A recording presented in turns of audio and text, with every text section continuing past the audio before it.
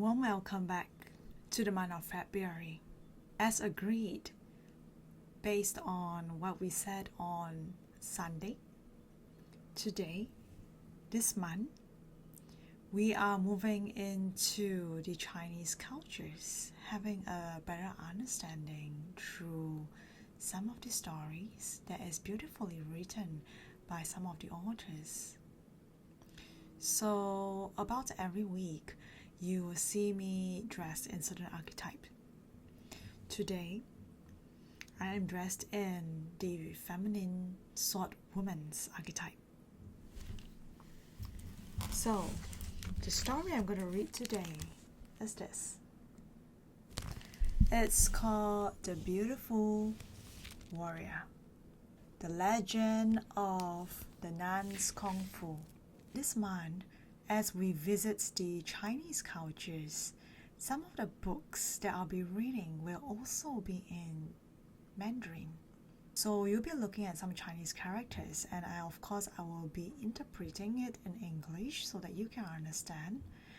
And if you happen to be able to hear in Chinese or know a bit of Chinese, or you would like to learn a little bit of Chinese, then this would be a perfect opportunity for you.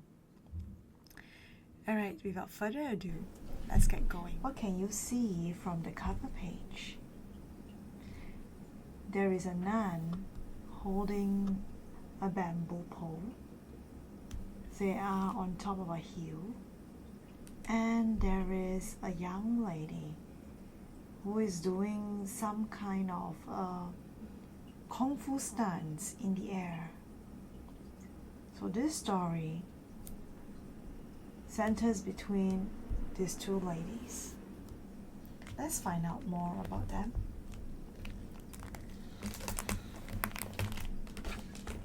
So this was one of the second-hand book that I bought from a library that was rejected. And I'm so happy that I have actually found this book. It entertained me quite a bit. So let's have a look at this.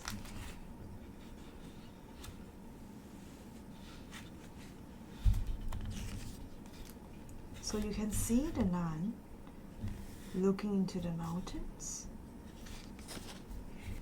Do you recognize where this place is? This is a very beautiful landmark in China, one of the 8 wonders of the world. It's the Forbidden Palace. Now you can see a group of people practicing Kung Fu here. You also have many ladies sitting around, standing around, having conversations, checking on their hair, or even doing calligraphy. So it seems like it's one of the pastimes of the ladies. And if you look at the dresses of these ladies, they all look rather cultured and beautifully dressed. So let's find out about this story. Long ago, in the reign of the last Ming Emperor, a baby girl was born in the Forbidden City. Following Chinese custom, her parents watched for signs of her true nature before they chose a name. Something in the steady gaze of her brown eyes struck deep in her father's heart. So this is the baby. We will call her Jin Yong, quiet courage, he announced. The infant seemed to him marked to follow an exceptional path in life and would need the tools to find it. Girls born at court were sent to the ladies in waiting to learn their precious ways, have their feet bound, and pursue idle pastimes, never leaving the palace walls. I refuse to do that to Jin Yong, her father declared. So you can see that this must be the father, this must be the mother, and this is the baby girl. And you can see from here, this is all the idle pastimes that was being mentioned in the story. So this whole place is in the Forbidden City during the times of the Ming Dynasty. So let's go on. Instead, he sent her to the tutors as if she were a son. She studied the 5 pillars of learning: art, literature, music, medicine, and martial arts. Jin Yong was a prodigy, excelling especially at martial arts. Kung Fu taught her to use her qi, or vital energy. With qi, softness could prevail over hardness, a yielding force master, a brute one. So that's her. So that's how she is cultivated. In Kung Fu contest, Jin Yong proved that a slight girl could defeat a brawny youth. Who will want to marry an educated woman? Jin Yong's mother wailed. And one adept at Kung Fu too.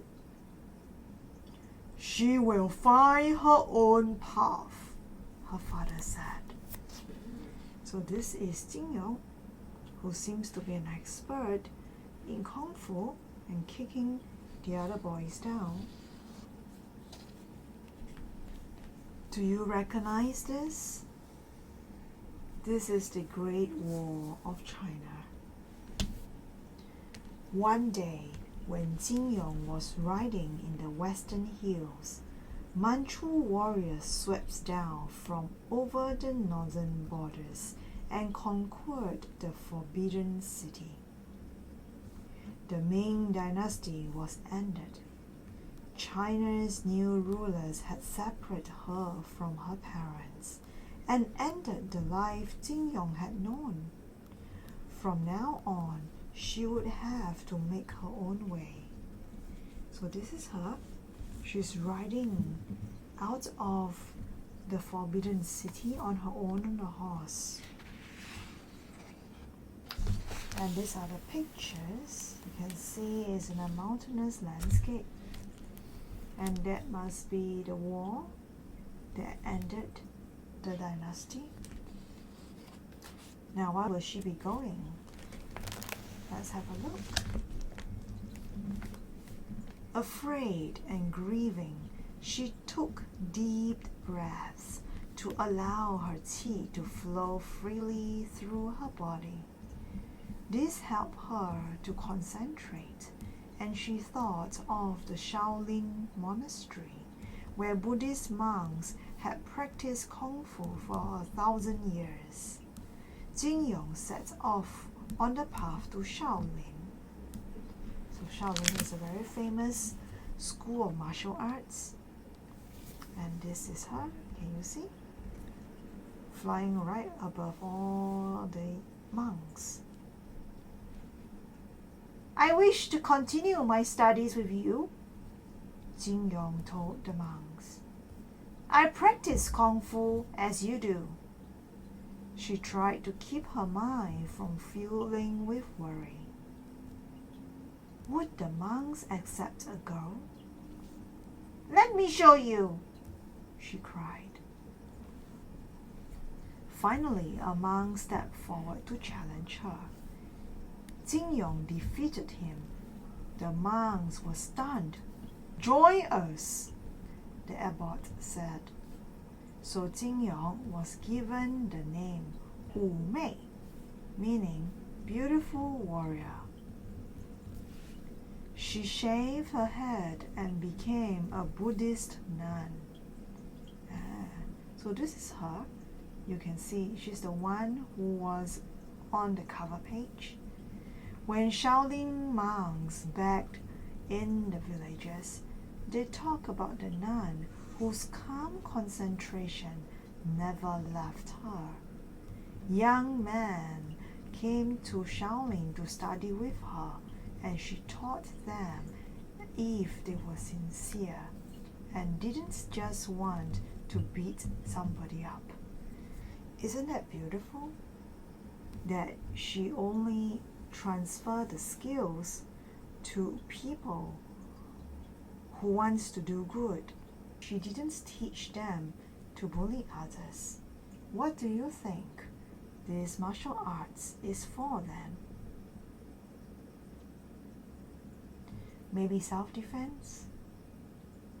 Or it could be a form of protection for others?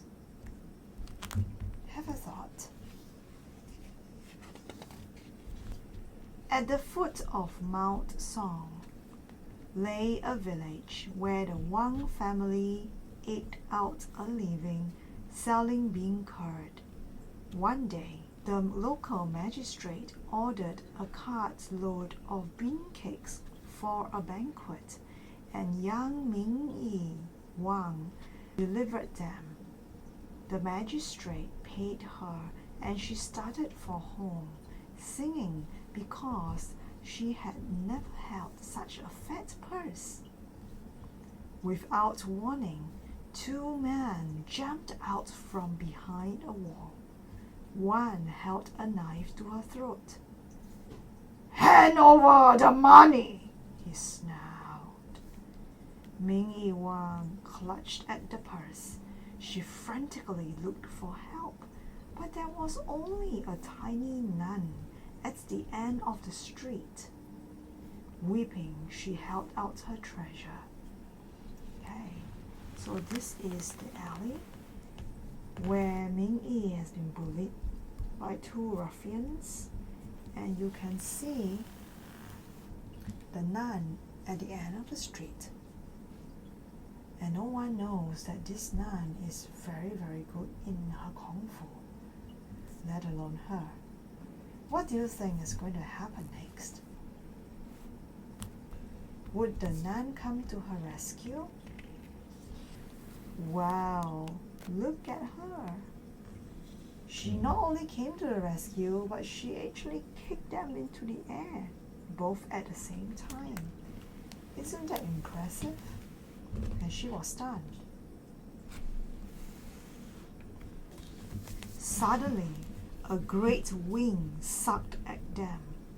The nun was drawing a breath.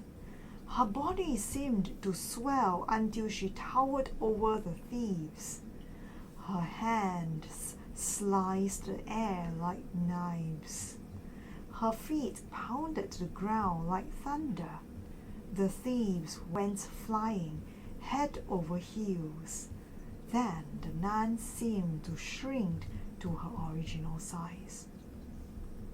"Get yourself home," she said to the bean curd seller, "and be careful."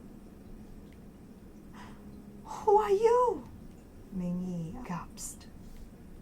"I am Wu Mei from Shaolin," said the nun, and hurried away. Question: why did she hurry away after introducing herself? Type into the comments and share. Oh, it did not end there. Let's take a look at what happened. So, the Wangs saved the magistrate's money for Ming-yi's dowry. Life was uneventful until the day a hairy brigand rode into town with his gang. He bought a bean curd cake from Ming-yi. "Pretty girl," he shouted, "you will make me a fine wife." I will not, said Ming. I am Sun Ling. Give me your daughter or my gang will break up your shop, he said to Ming's father. Wow. So just walking on the streets and choose somebody that he likes means that you need to give the girl to him and become part of the wife the whole life?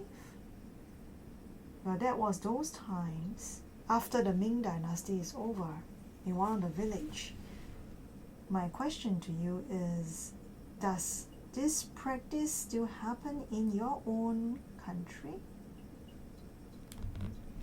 So think about it. How is it different or how is it the same as what has happened over here?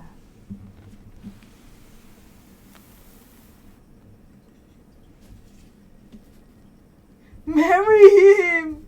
Her terrified father said. Or he'll ruin us! Ming cried for hours. When she ran out of tears, she suddenly remembered Wu Mei. The little nun could trounce Sun Ling so that he would never bother her again. Ming Yi left a note for her parents, telling them not to worry, and went to Shaolin Temple.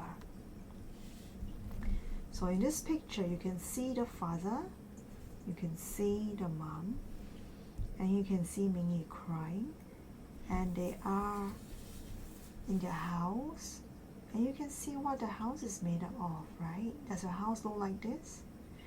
So there are stone floors, okay, some basin. We actually have wooden windows, and I think these are made of leaves or straw, or is it bamboo? For the doors, as well as outside the window. Or this could be the latch, okay, the roof, where they have to push it out to allow lights to enter, and then they closed it at the end of the day. So this is how a house of those times is like. Do you still see this anywhere nowadays? Even, let's say, for example, if you go to the more rural parts of China, where they still conserve the ancient buildings, ancient huts, maybe you can see it there. Alright, this is Ming Yi. This is the Shaolin monks. And you can see Wu Mei here, who is sitting by the tree.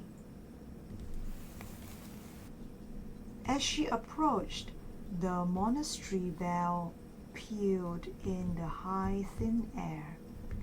In a courtyard, the nun sat like a stone under a tree. Ming Yi blurted out her story. Wu Mei raised her hand. Calm your mind, she said. No problem can be solved by a drunken monkey. Ming Yi went on babbling. I've already solved it, she insisted. You just give Sun Ling a good drubbing. I fight only to save lives, Wu Mei said. Ming Yi sank to the ground and howled. My life is wrecked. If I have to marry that child. You must save yourself, Wu Mei said. Something about the innocence of this scattered brain girl touched Wu Mei. Could the beancurd seller learn to be calm, to concentrate and use her tea? Could she find her own way if she were given the tools? It would be a challenge to try to teach her. Do this, Wu Mei said. Tell Sun Ling that he must win you. Tell him you will marry him if he can best you at Kung Fu. Okay. What do you think is going to happen next? Let's see. What? But I don't know Kung Fu. Besides, he's huge. He will smash me like a beancurd cake. Wu Mei laughed. It's not force that prevails, but inner strength. Kung Fu takes a lifetime to learn, but this is an emergency. So I will give you a crash course. It will take a year. Postpone the wedding. So this is Wu Mei, and this is Meng Yi. Okay, let's see what he's going to say to him. Meng Yi was very disappointed. She had come all this way, so full of hope, only to be given a crazy plan. But what choice was there? She went home and told Sun Ling, who thought it was hilarious. So did all his goons. Why not wait a year? How can I lose? He crowed. Meng Yi left her parents and returned to the Shaolin temple where the lessons began. So you can see Sun Ling on a horse, and all his men were laughing away at what she said. So these were the houses that they were staying in. Let's see, how is her life going to be transformed from then on?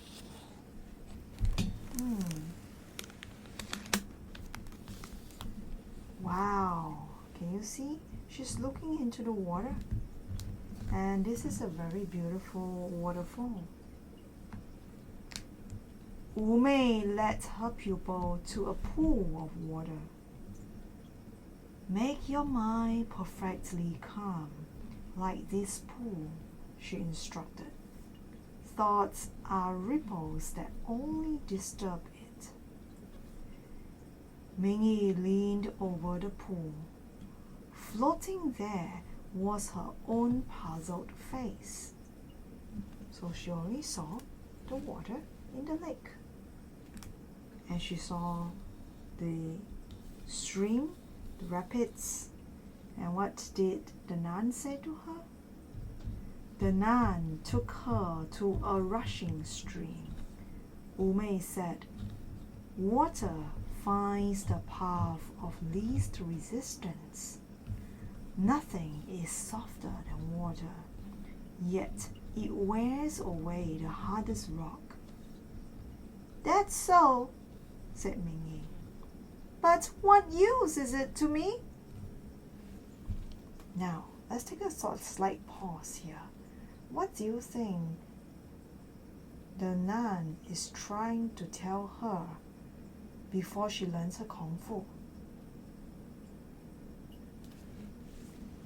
So she has only shown her two concepts. One is this pool of stillness. The other one is this rushing stream that shows how the water wears away the rocks. So what is she trying to tell her? Okay, let's see.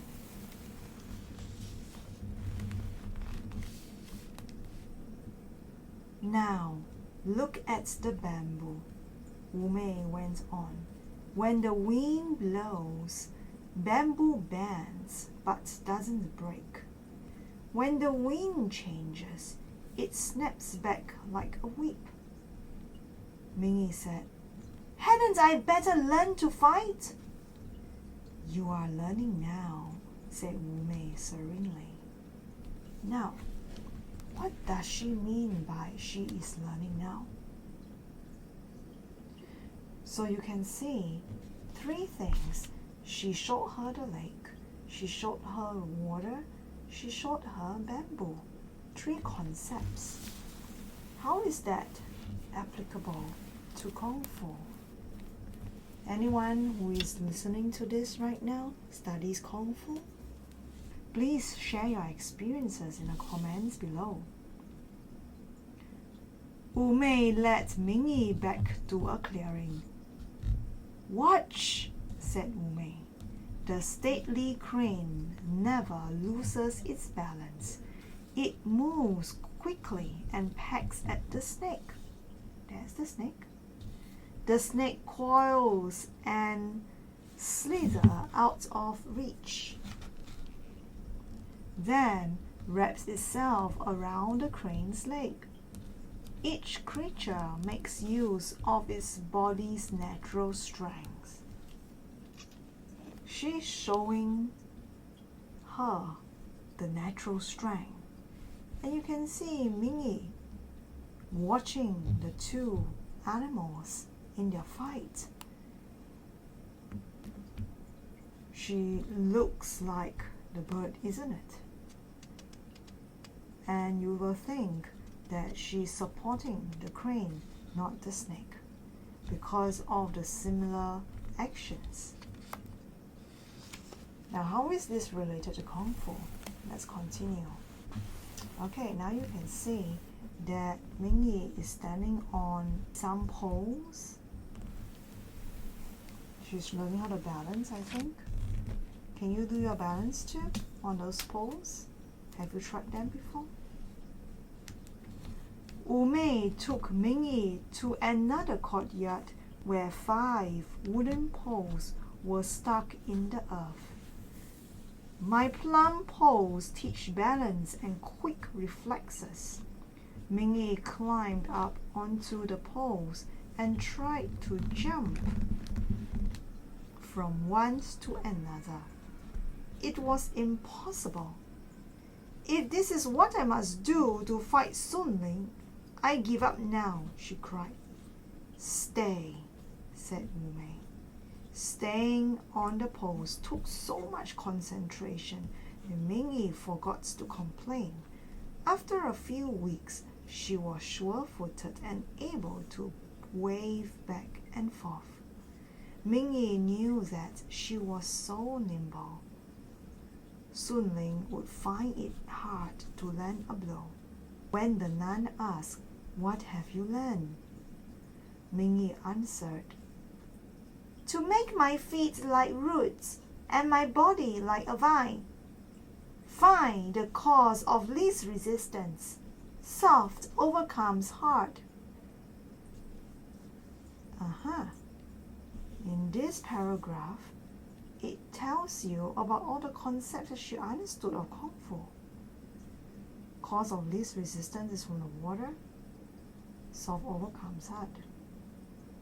Body like a vine, that sounds a little like bamboo. Feet like roots, that sounds like balance on a pole. And we talk about nimble here, that sounds a little bit like using her strength, like the fights between the crane and the snake. So you see, everything that she has watched became useful. So learning doesn't need to be just physical practices all the time. It can also come in other forms, right? Now, you must be perfectly calm. Concentrate on nothing, said Wu Mei. This takes discipline. Meditation teaches it. Oh, what do you think she's going to learn next? Yes, you're right. It is meditation. So let's watch that.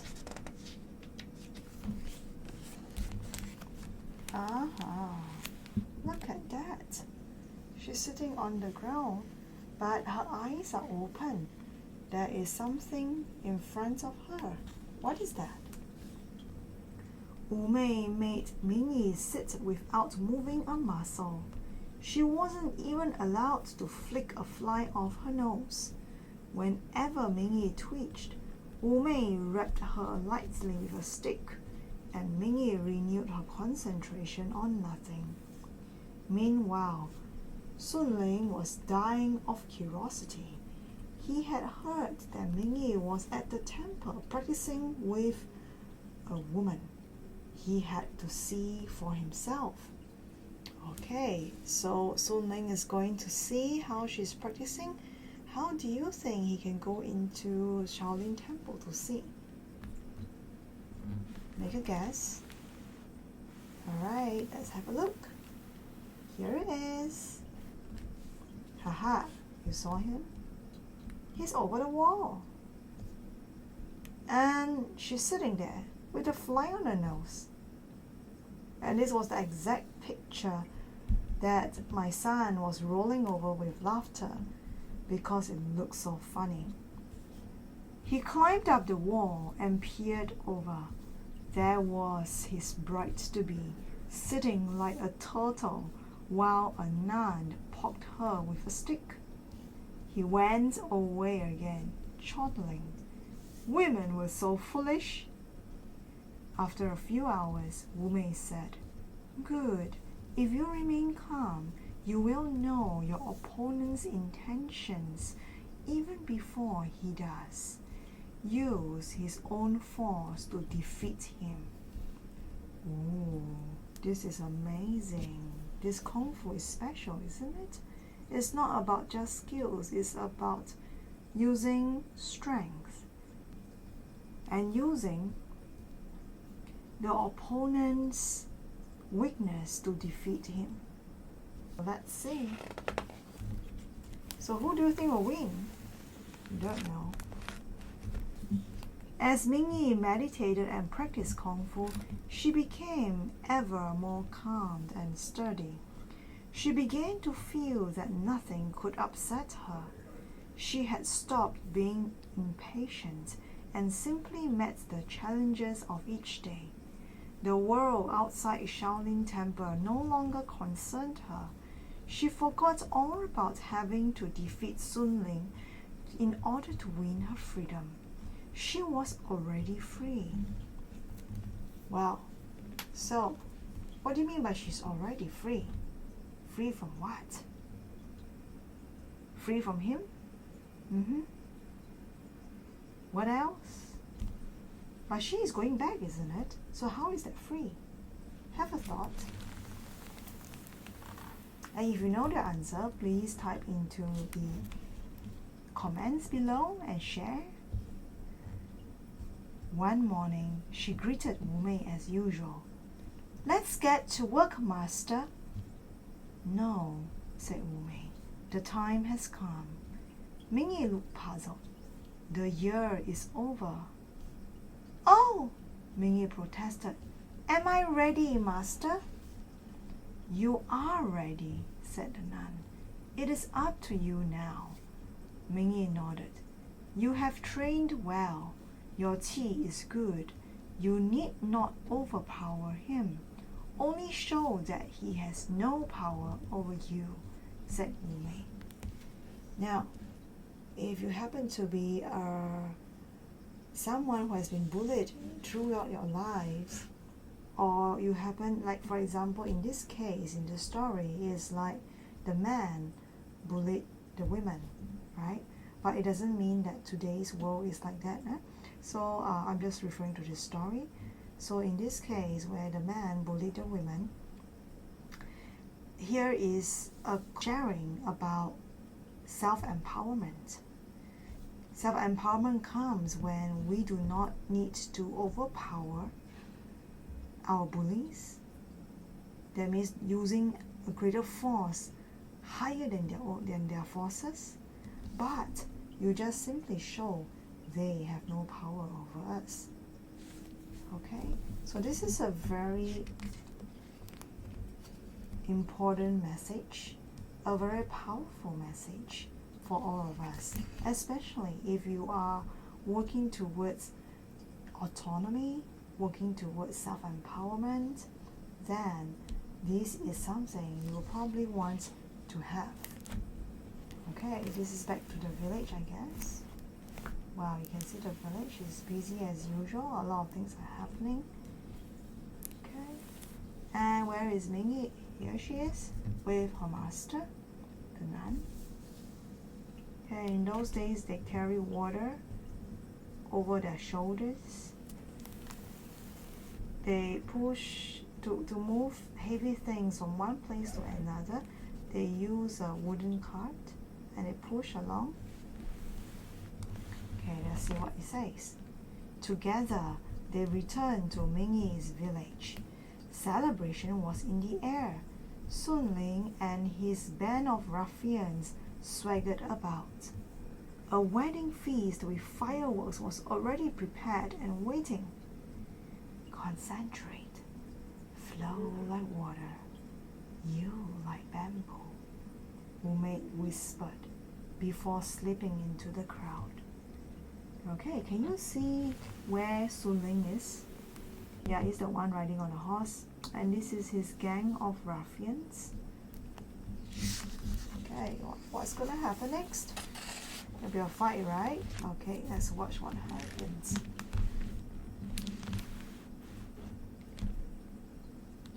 The contestants faced off. Sun Ling let out a huge grunt. He lifted his fist and circled Ming Yi. You are so tiny! I could crush you like a bean cake. Look at that. It's like a kid. And look at her kung fu. It's a bit different, isn't it? Oh, this one looks like the cranes. Kung fu. Ming Yi emptied her mind and concentrated. She could feel her qi flow freely. She could sense what Sun Ling was about to do. He lunged for her, fist punching. She leaped nimbly out of reach and resumed her stance. So you can see he straight away pushed out his full force. She hasn't even taken any stance on him yet. And let's see what continues. He attacked again, but Ming Yi flowed like water. He swung his arms and she bent like bamboo. Then she snapped back, knocking Sun Ling off his feet. Oh. So she just used a few strokes, and then he fell. Again and again, the bully attacked, throwing all of his might at the little bean-curd seller, but each time she anticipated him. Finally, his own brute force exhausted him. So he got tired, okay, because he kept falling, he kept rushing, he kept trying to hold her and wants to do something to her, but he missed, right? And she just hit a few times. Well, let's see, this is the ultimate power. Can you see what she's doing now? From his eyes, you can see that she has already become a bit delirious, and she carried him. From her face, you can see. Is it easy? Maybe not so. She had to use a lot of strength. Ming Yi gathered her qi with such powerful concentration that she lifted Sun Ling over her head and tossed him to the ground. Sun Ling's henchman gasped. Woo! Never mind, Sun Ling sputtered, struggling to his feet. I'll find myself another wife. Okay, so he lost. You can see, so he lost. His whole scarf went out of his head and covered his eyes. Such a sorry state, right? And you can see the two kids must be inspired by these actions and now practicing some of it. Lots of people are gathered around to watch. So is the master, and the dog is there too. And she still looks so graceful with her poses. Okay, so what happens? Well, this is Sun Ling, sorry sight. The henchman taking him away. And then these are the children gathering around. This is the father, this is the mom. And you can see Ming Yi looking so radiant still. And this is the master. Alright, what is she going to say to them? So he doesn't need to marry him anymore, isn't it? Really free. What's next? Okay, let's watch, let's listen to this.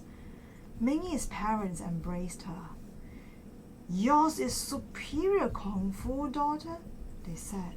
But now we have to find you another husband. It won't be easy. So the parents kind of support her, but at the same time has a new headache. And yes, what did Mingy said? It solved the problem. I don't want to get married, said Mingy. I'm going to devote myself to Kung Fu. She bowed to Wu Mei. Wu Mei smiled.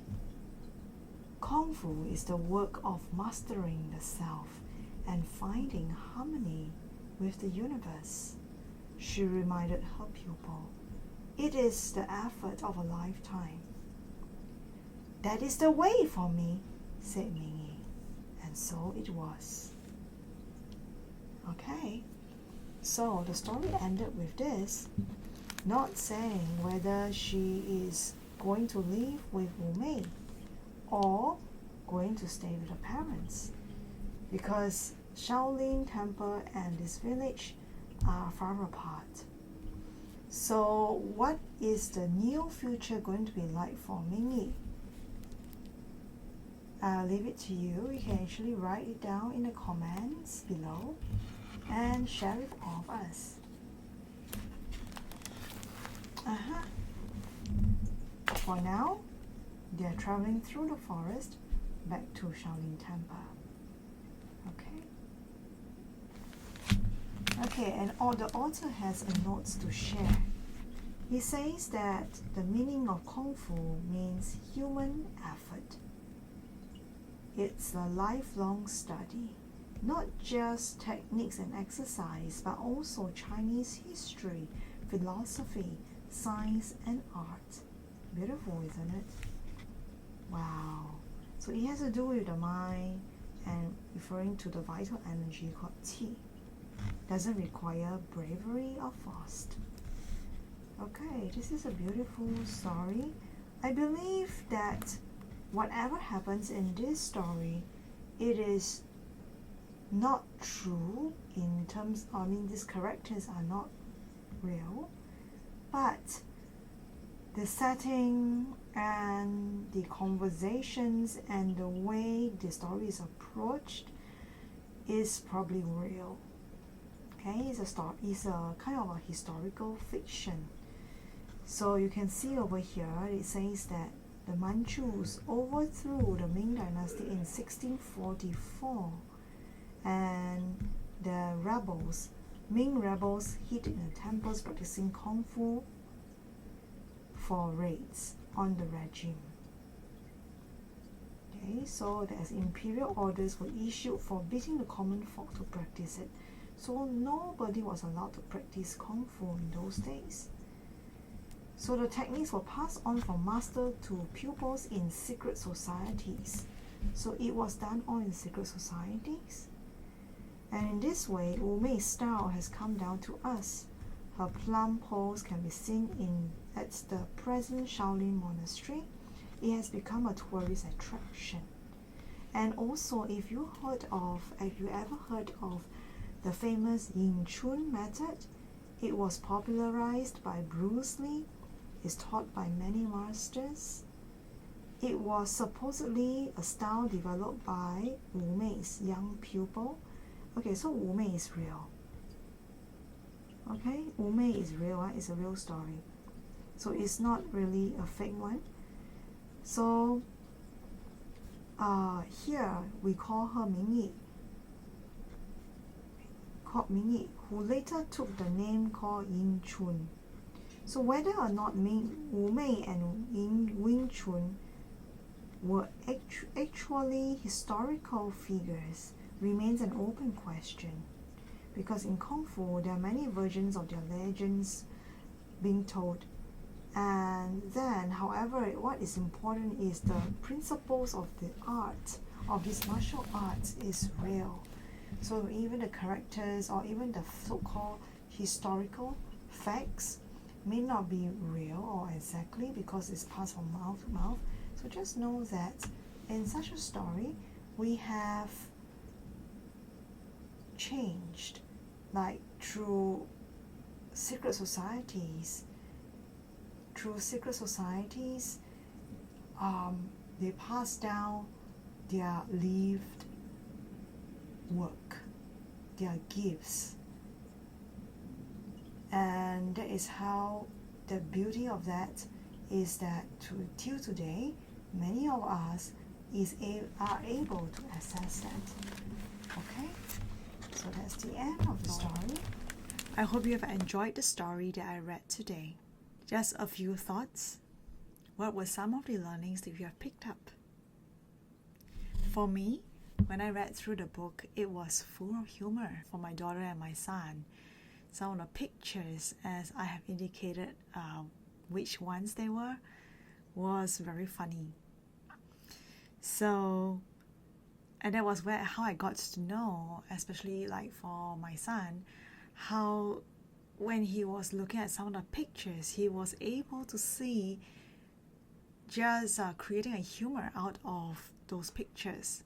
It didn't appear very funny to me, but to him, he could see it from another perspective, and he was rolling over with laughter.